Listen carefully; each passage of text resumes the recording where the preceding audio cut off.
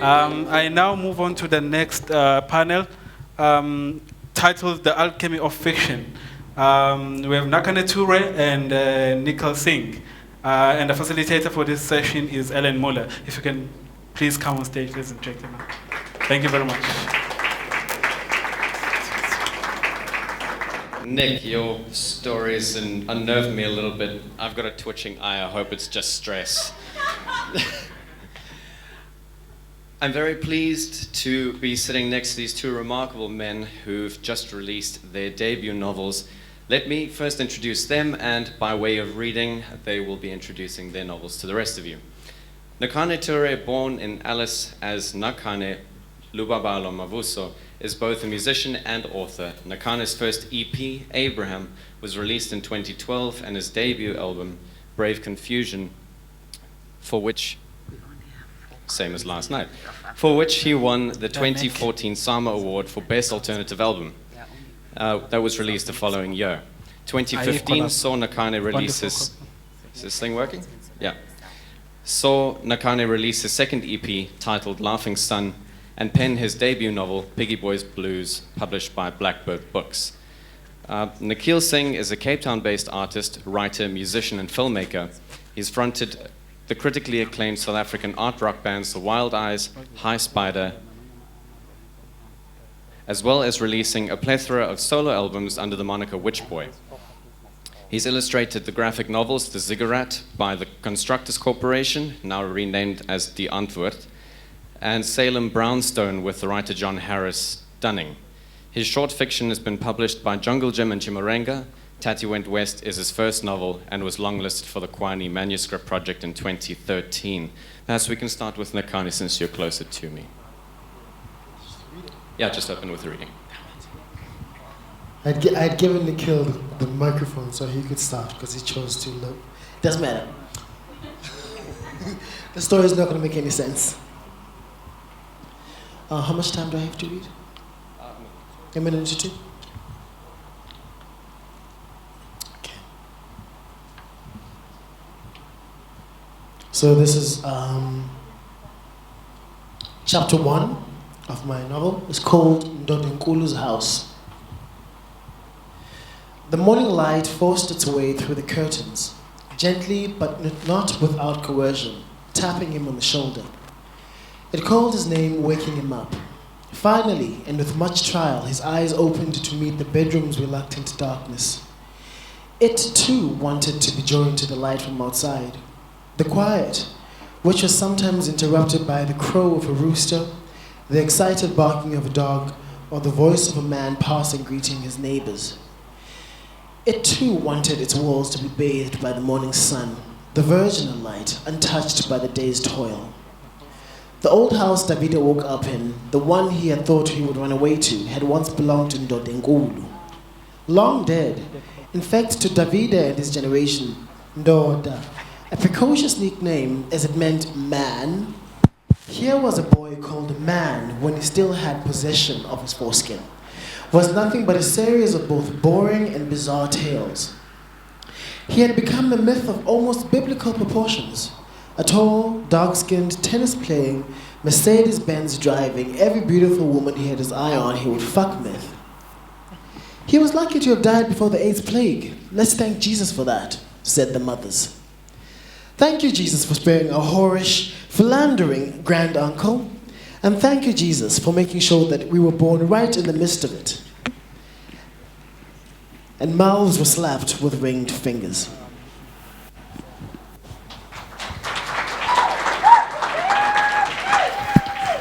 Thank you, Nakane. Nikhil, go ahead. Thank you.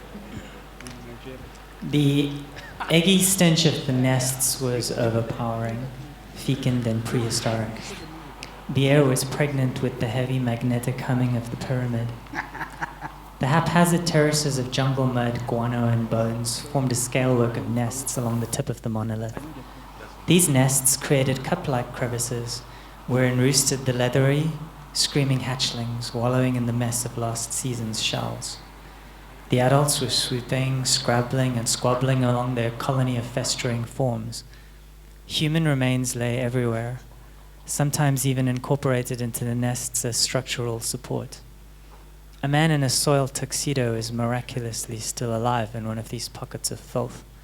He nursed a severed arm, fighting off a brace of starving infants and desperately trying to commit suicide by leaping from the nest. Appleseed flickered above him for a moment, caught in the pendulous cloaks of wing and skin. The teeth slid from her body and she toppled out into space.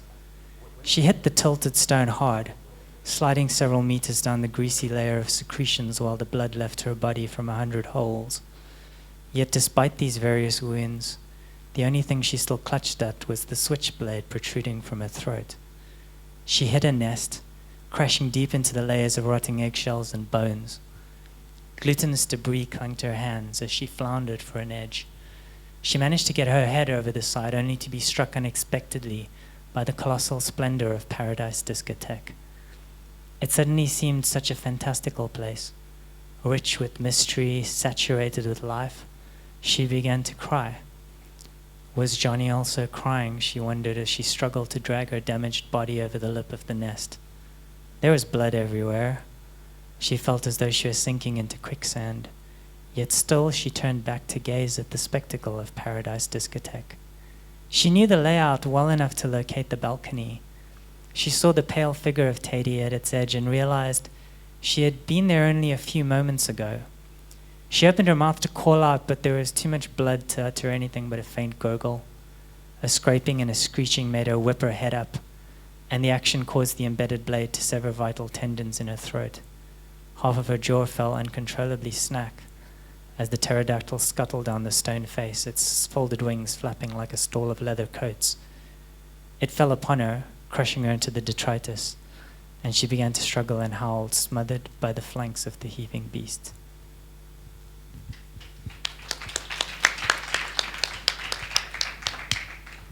Thanks, Nikhil. And I'd just like to take a moment to thank Tiny and Pam for the generously loose title of The Alchemy of Fiction. One of the most common aims of alchemy was chrysopoeia, the transmutation of base metals like lead into noble metals like gold. Our aim of this panel is to stay with the idea of transmutation, or the changing of one thing into another, namely turning ideas into a polished, publishable text. I'd like to stick with the idea of the base metals for now, the ideas of your respective stories. Could you perhaps tell us where these stories came from? What were their genesis? Maybe if we can start with Nikhil, since you have the mic. I believe that a lot of stories, and this one in particular, came from a dream I had, which took me ages to excavate. And I think the bones of these, the symbolism of these stories, already exist in a lot of ways as real places, perhaps, or unreal places, and we discover them and we get visions of them, and our visions of them, which we relate, are a sort of transcription of this, I guess, delusional place. My novel came from a place of trying to exorcise some sort of demon. Initially, it wasn't really written to be published. It was in the beginning now that I think about it, it was a memoir for myself, really, just trying to write out something that I did not like that had happened to me. And I felt that if I had written it out of me, then I could continue living my life and I could be okay. I went on to study literature at Wits, and I understood that I actually wanted to write a novel. And so over time, it was just me sort of cutting away really the exorcism of it. It's like taking out everything, not everything, but taking out the intention of just using it as some sort of psychological reason of writing out trauma. In both your novels, you create environments in which your characters inhabit and also in which your stories play out. Nakana, your story takes place in the glorified village of Alice in the Eastern Cape, while Nikhil, yours is set in the fictional jungle necropolis. Both of these worlds, one real and one unreal, require a lot of world building and a lot of set pieces. How did you go about actually creating those environments in which your stories play out? Yeah, please. Well, I mean, as you said, the place of where my novel is placed is a real place. That's the place that I, Nakane, was born in. So I know that space relatively well. But so I was born there and I grew up there for 5 years, and then I left and would visit it intermittently over the years. So 2 years ago, I went to the Eastern Cape, and my partner and I did a road trip, and we went to Alice again to revisit it. And that was actually one of the biggest influences of me writing about the space so much, because I went to visit it, and it was. And I hate nostalgia, because I feel like we should just move on. Like, nostalgia is nonsense, for me at least. So when I went there, I started to become weirdly nostalgic. I started to become the person that I didn't like. I was like, oh, when I was young, I used to play here. And I was like, what is going on with you? You should not care about this. But you can't take away all those good memories. But I also wanted to write about it because I was almost. As we've had this conversation, I honor the people who have influenced me. So it was almost like a connection between myself and AC Jordan and Ingombo Himinyanya, how the fact that he'd written about Alice and Lovedale and Fort Hare and etc. etc. And I really liked it. I was like, because when I read that book, I thought, oh, I've never read a book that space was written in. So I wanted to write that space, and also because I wanted to put the story that I had in a space that it would conflict with. Because I knew that the character of Davide, even though he thought that going back to this rural town would be good for him, would bring all his nonsense with him, and so there would always be conflict. So that's where the story really started from. And also a fantasy of me going back to Alice and thinking that I would go back there and everything that I had in my head that I didn't like would go away. But I also knew that would not be the point, because I would take that with me. I was always very inspired by Alice in Wonderland, and I wanted to sort of, we mentioned it last night, but the outzone was almost like a reaction that I had when I was younger to the North Coast. Because when I was up there, parts of it, you get struck for a moment by the prehistoric nature of the landscape. And you feel that, it could be saturated with dinosaurs, and you get this whole idea of mythological weird places in the jungle. But to take it a step further, I'd been reading a lot of children's stories, and I found that there's always something quite terrifying about the place that a protagonist is heading to, like Wonderland. There's always something a bit off about Wonderland. And I wanted to get past the symbolism of Wonderland and situate it in a place that for me was real, but create a mythology around it, focusing on tiny details like the lost cities and the dinosaurs, and make them real. Because for me, the ultimate challenge with this book is I wanted to have very realistic characters and realistic situations in an intolerably unrealistic setting. So, for example, what I just read, I wanted to have a death scene that happened by a dinosaur, but I wanted to avoid this sort of cliche of having a dinosaur killing someone, and make it quite frighteningly real. And so I got into that sort of thing, and that's for me the essence of the world building was managing the wonderful with a sense of realism at the same time.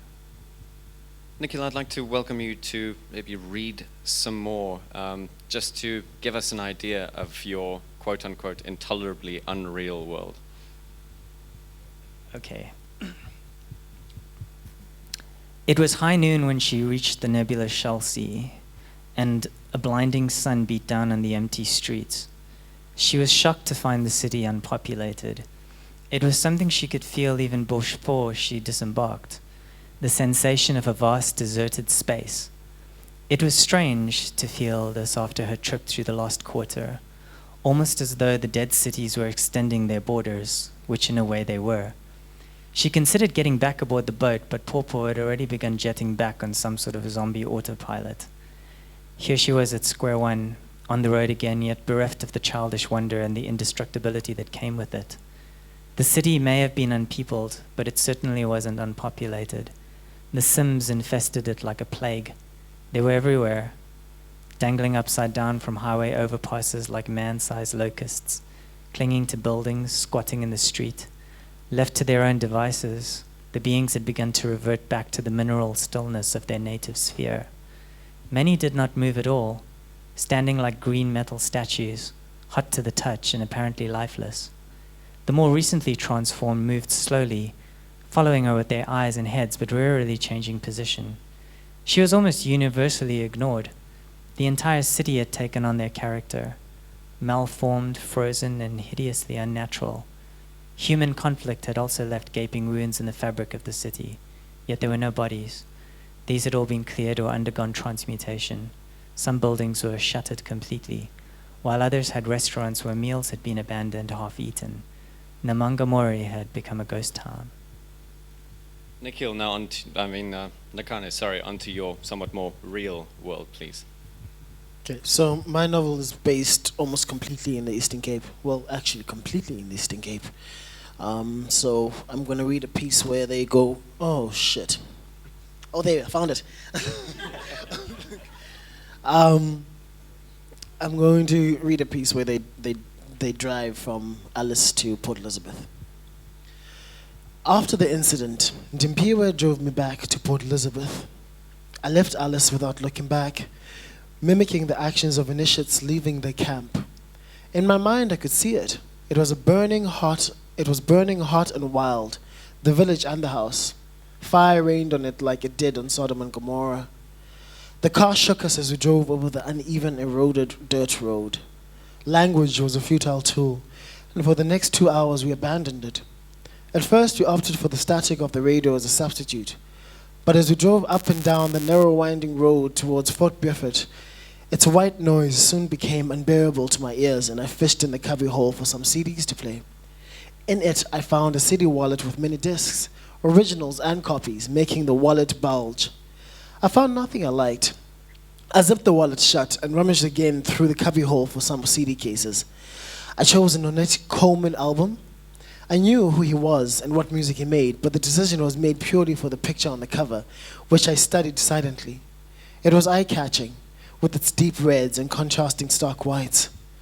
Ornette Coleman's dark brown face almost melding into the background with the confident, I know something you don't, half smile, cradling a saxophone like a baby. We passed Fort Beaufort, Dimpiwa asking if I wanted anything to eat.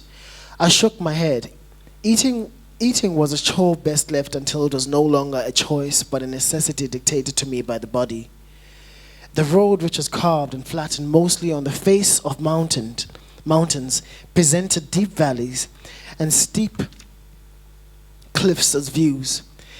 It wrapped its tarmac self around the waist of mountain ranges, and plenty of times I thought of the car plunging off the road and into one of the deep valleys, its metal tearing like that of an empty can, and finally being flattened by the hard earth at the bottom. Is that enough? Cool.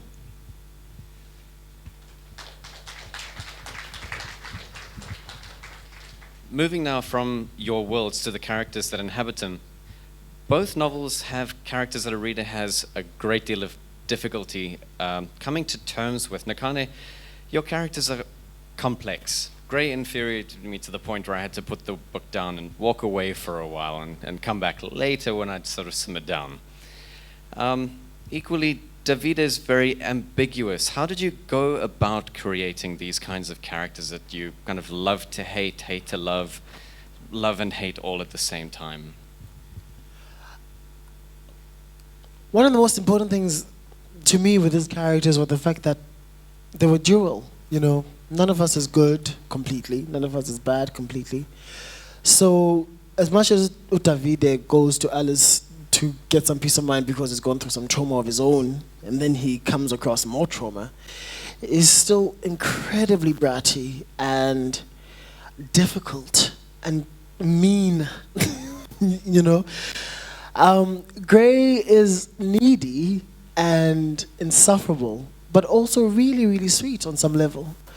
I wanted the characters to sort of present that duality, that, you know, I can despise you at this present moment, and then we can go outside and have a conversation where I can love you again. You know, I try to almost have I don't want to say rainbow, what's a spectrum, a spectrum of these characters' emotions and their characteristics also, in order for them also to play within the story. Because if there were caricatures, if Gray was just a bad person and Davida was just like the good person who something happens to, that's not how it happens in life. I feel like there's much more in between. There's much more Gray that I wanted to explore, and not good Gray or bad Gray. Just, well, not Gray the character, the color, but just a middleness about ourselves as people.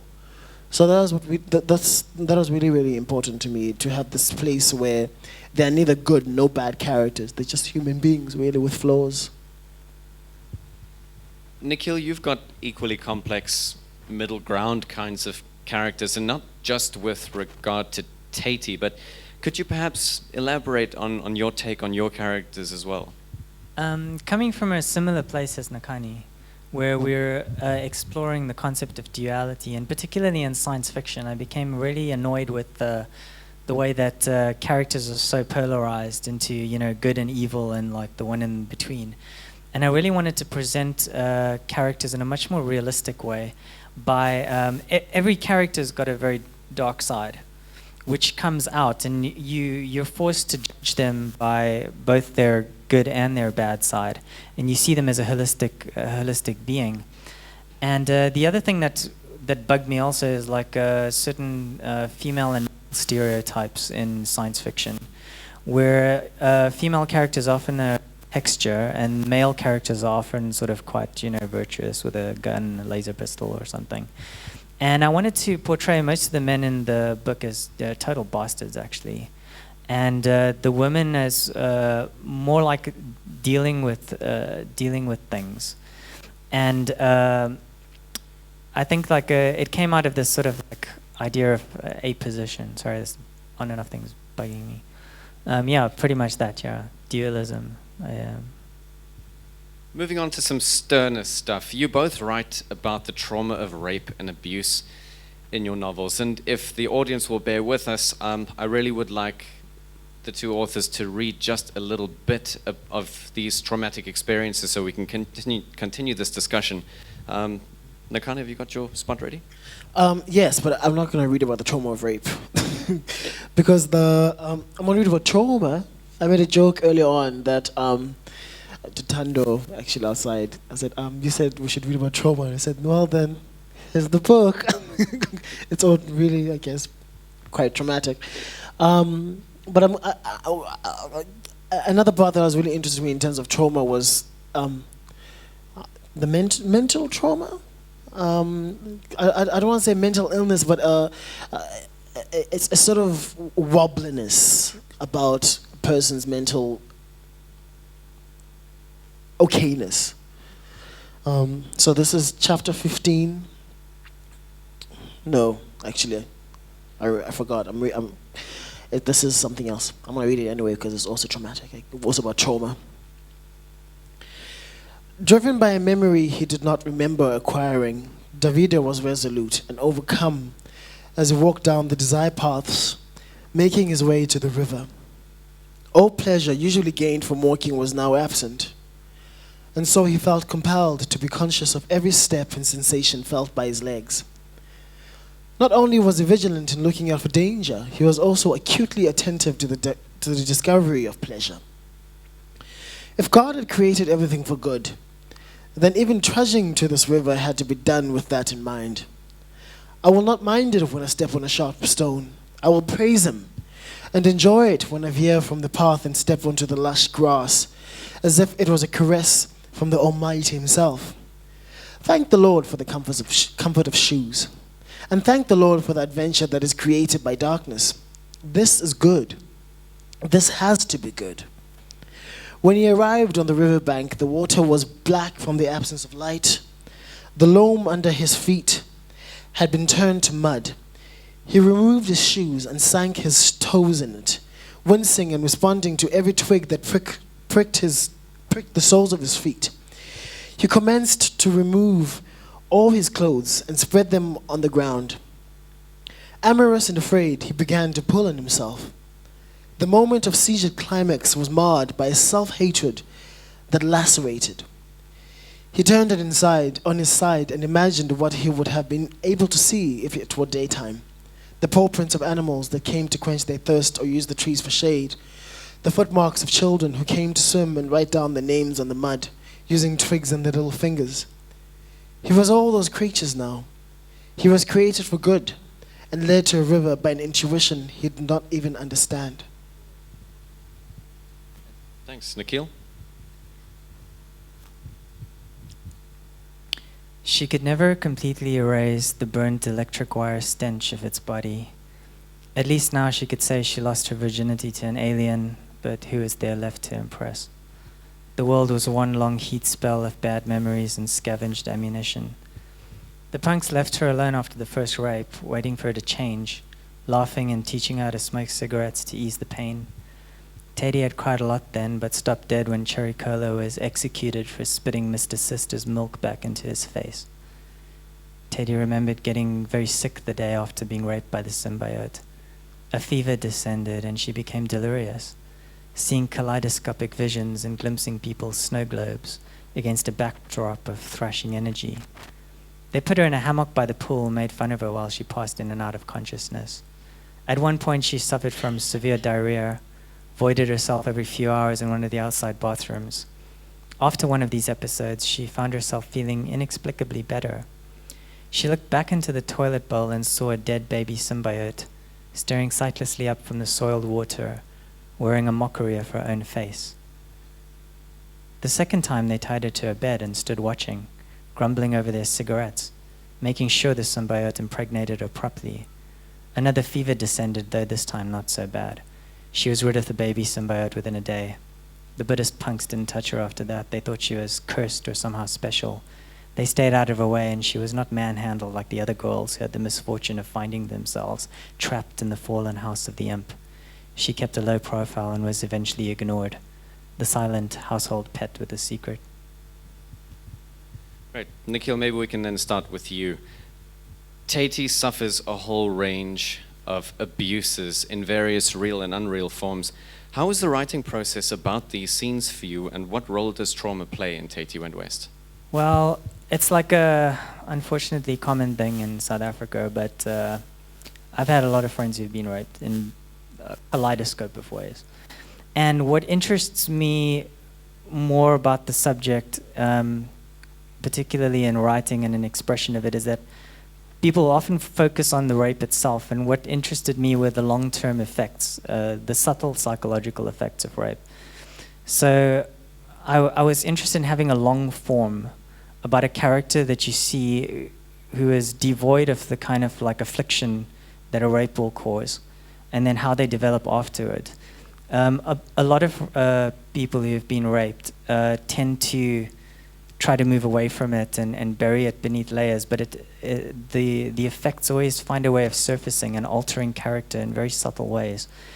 And I wanted a character who was strong, who they were inflicted by this, but they were just determined to survive no matter what. It wasn't really about like, it's not a gender thing, it's not anything, it's just like, okay, this has happened to me and I'm going to get through this one way or the other. I don't care if I lose my arm. And that was the sort of thing that I wanted to express with this character. Nakane? Same question? Oh, you can ask me. Sorry, I did have something slightly different.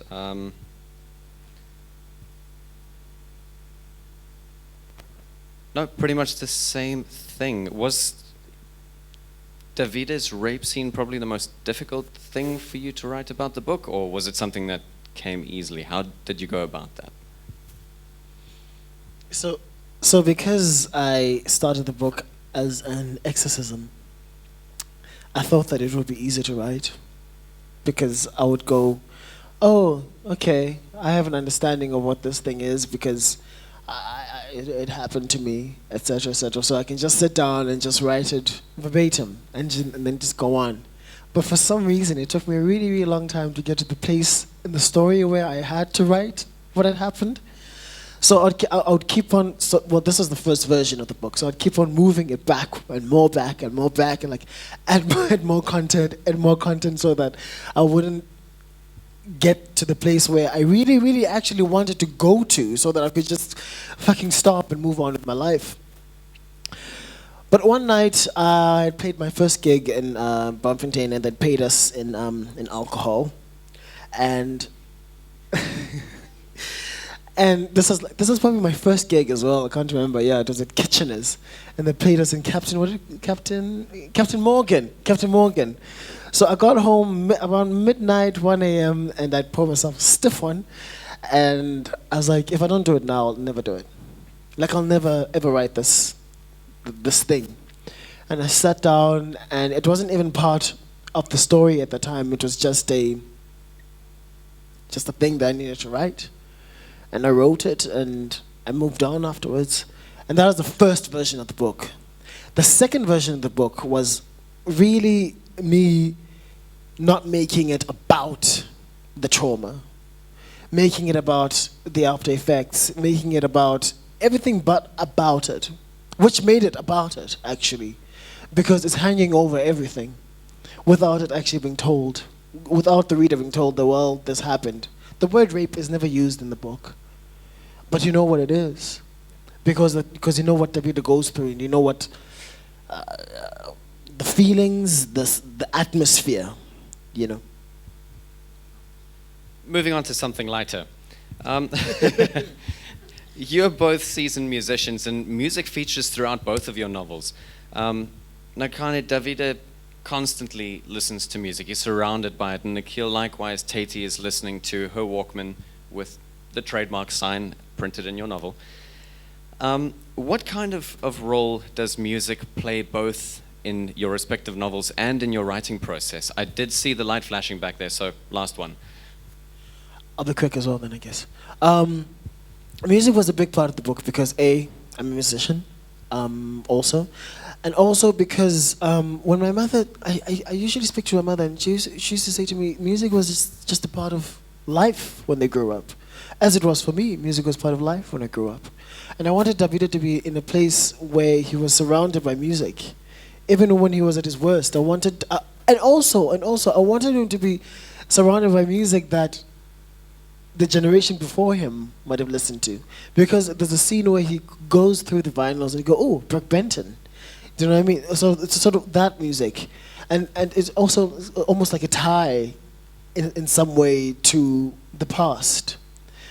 Because one of the main reasons actually for me setting the book in Alice was that I wanted, as I think I said it earlier on as well, is that I wanted Davide, who is this modern kid who's above everything, to be in conflict with a rural, slightly, and I don't want to use this word, but it's the only one I can think of right now, ancient space. And how the two work. And how do we, when I go to Alice, I know that there's a complete connection, but there's also a disconnect because I haven't been there in a while.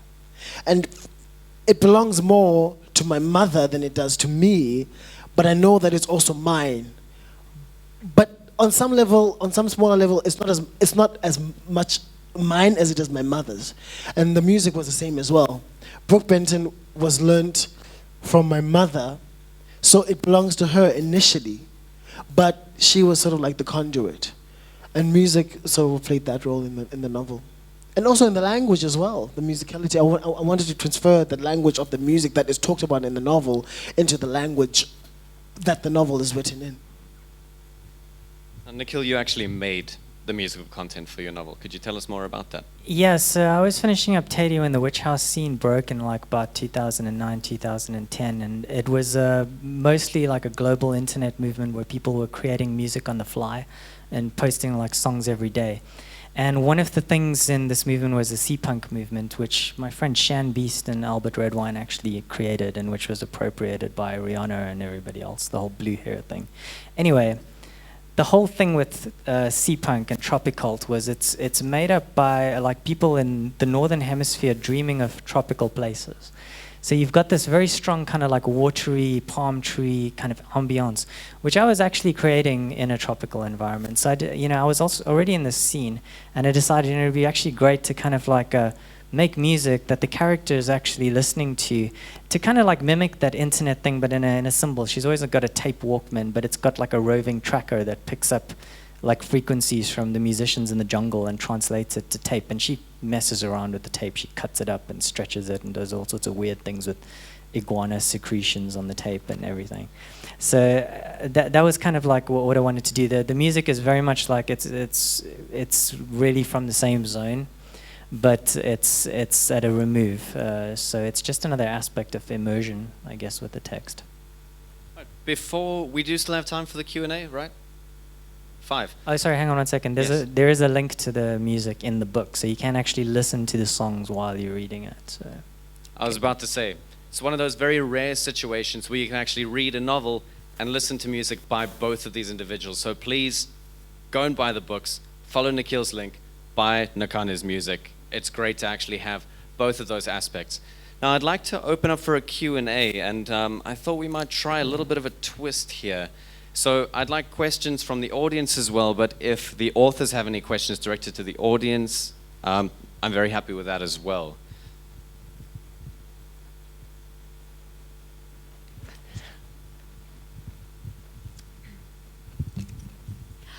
Thanks so much for this beautiful panel. My question is directed to Nakane. I've read I've read the novel and I read so many reviews, and many people say, and I agree, it's a wonderfully lyrical novel, but the plot. And I was wondering, to what extent does the plot, sort of the stagnation of plot in certain points, mirror the theme that you guys touched upon of trauma, melancholia, and depression? Thank you for the question. When I started writing the novel, so initially the novel was supposed to be this big epic thing that I was going to prove that I can write, and when people read it, they were like, "Yo, Nakane, you're bad." And then when I finished it, and I was like, "God damn, man, this is just so bad. Like, it was just bloated. It was just like one of those bad books in the Bible where you're like, I want to skip through this. Like, I don't care who begot who, and like, can I just skip to the juice?" So when I started to rewrite the novel, it was really just cutting the glut. And what I wanted, to be honest with you, there's a thing in Instagram. There's a thing in Instagram called the vignette, and you can sort of like, the borders of the photograph can sort of be blacked out, and you can only see the book as if, not the book, the picture as if you're looking at it through a lens, like a round lens. And in my mind, the entire book was like these vignettes, and you could sort of these characters were sort of like excluded from everything else around what was happening around them. They were living in their own world. So if you do this, you only see what you choose to see. So these characters, for example, are never ever, I know this is not a question, but it's something it just came out of my mind. So they never ever victimize for their sexuality, and that was a very conscious choice. The same with plot. I understood that it would be admonished for not having that whole idea of arc, and then denouement, and then the characters move in a certain way. And one of the reasons that I had chosen to do that was the fact that, A, Utavida is in his mid to early 20s. So he knows nothing about life, really. I knew nothing about life, really, I felt. So it was the character. I'm not saying that all early 20s and mid 20s people don't know about life. Please don't misunderstand me. But also, a very important thing was the fact that life is so open-ended. And I wanted to make the story quite open-ended, and I wanted to make it loose, and I wanted to make it modern, and I was influenced by the internet, I was influenced by Facebook, by the fact that conversations I had, and then they quit immediately, and then they move on with your life. And the fact that it's fragmented, that our lives are completely always fragmented. So I also understand why it can be incredibly frustrating for people who wanted a sort of like classical idea of what a novel is. But I also wanted to sort of shake things up a little bit. So, sorry, not sorry. Another question, perhaps? Do you want to ask a question, Nikhil? I don't know. I suppose then we're done. Any further questions before we tie off? All right, we did have a couple further questions, but I did see the light flashing up there, so I think we'll have to close off. Thank you both for joining me. Both Nakane and Nikhil's novels are available from Cedric at the back for 180 Rand. Please make sure you go and get yourself a copy.